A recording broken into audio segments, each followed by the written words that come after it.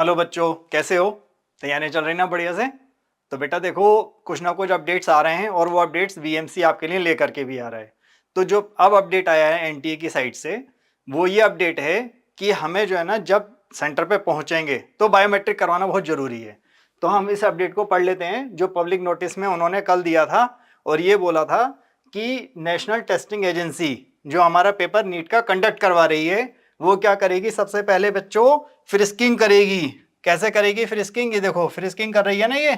तो फ्रिस्किंग में आपको ये ध्यान रखना पड़ेगा कि जो उन्होंने कंडीशंस अप्लाई की हैं, आपके एडमिट कार्ड में भी मेंशन किया हुआ है। क्या क्या मेंशन किया हुआ है?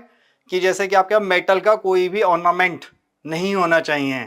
इवन दो जैसे कड़ा पहनते हैं, रिंग्स पहनते हैं, कुंडल पहनते हैं, वो कुछ नहीं होना चाहिए।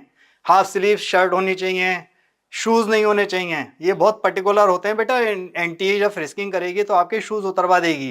तो इसलिए आपको क्या करना है, वो चीज़ नहीं करके जानी जिसकी वजह से आपको परेशानी होगी। ठीक है?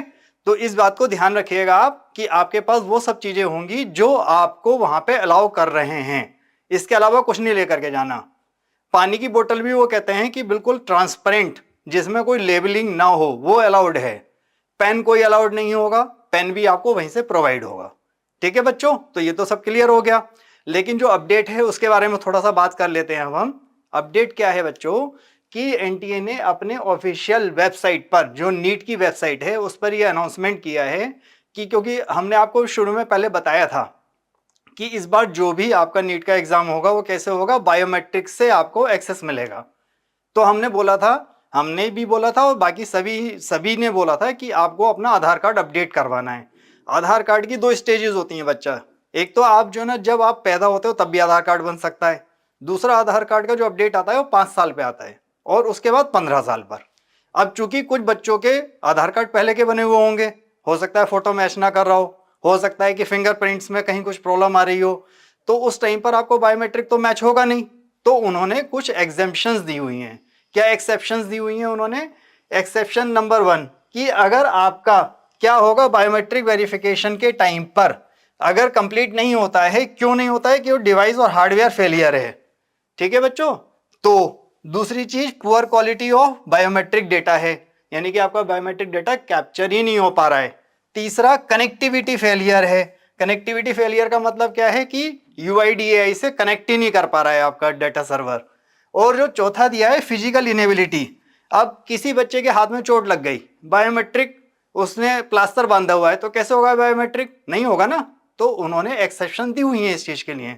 एनटीए ने बहुत प्लानिंग करके आपके लिए तैयारी की हुई है और ये बोला है कि आपको उसके लिए परेशान होने की जरूरत नहीं है। आपको क्या करना है बच्चों कि आपको जब वहां पहुंचना है तो आधार कार्ड तो आपका मस्ट है। ये तो हमने आपको पहले भी बताया था और एनटीए ने भी आपको बता रखा है। तो आधार कार्ड जब आपका आपके साथ होगा तो उसके साथ साथ एक ओरिजिनल आईडी प्रूफ भी लेकर के जाइएगा। दूसरा कुछ भी हो सकता है, जैसे 10th की मार्कशीट हो सकती है। अगर चूंकि आप तो अभी छोटे बच्चे हो तो वोटर आईडी कार्ड तो होगा नहीं आपके पास, लेकिन पैन कार्ड हो सकता है, स्कूल आईडी प्रूफ हो सकता है, कुछ भी, मतलब एक आईडी प्रूफ जो आपके पास होगा वो एडिशनली ले जाइएगा, जिसमें आपकी फोटो का कोई इशू नहीं रहेगा। ठीक है बच्चों? और तीसरी चीज, अगर फिर भी प्रॉब्लम आ रही है, मान लेते हैं 1% प्रॉब्लम आ गई, तो कोई वरीड होने की जरूरत नहीं है। एनटीए ने उसका क्या बोल रखा है कि आपको हम अलाउ करेंगे एग्जाम में। ऐसा नहीं है कि आपको डिनाई कर देंगे, मना नहीं कर रहे हैं वो बच्चों। तो उन्होंने क्या बोला है कि आपको, हमें क्या करना है, सिर्फ एक आपको सबमिट करना पड़ेगा। क्या? एक अंडरटेकिंग। ये अंडरटेकिंग आपको सबमिट करनी पड़ेगी और उस अंडरटेकिंग सबमिट करने के बाद में आपको अलाउ कर दिया जाएगा। अब जैसे सपोज एक एग्जांपल लेते हैं, उन्होंने आपका रिपोर्टिंग टाइम दिया है 11 बजे। 11 बजे से 1:30 के बीच में ही वो एंट्री देंगे, उसके बाद कोई एंट्री अलाउड नहीं होगी। ये बहुत ध्यान रखिएगा बच्चों।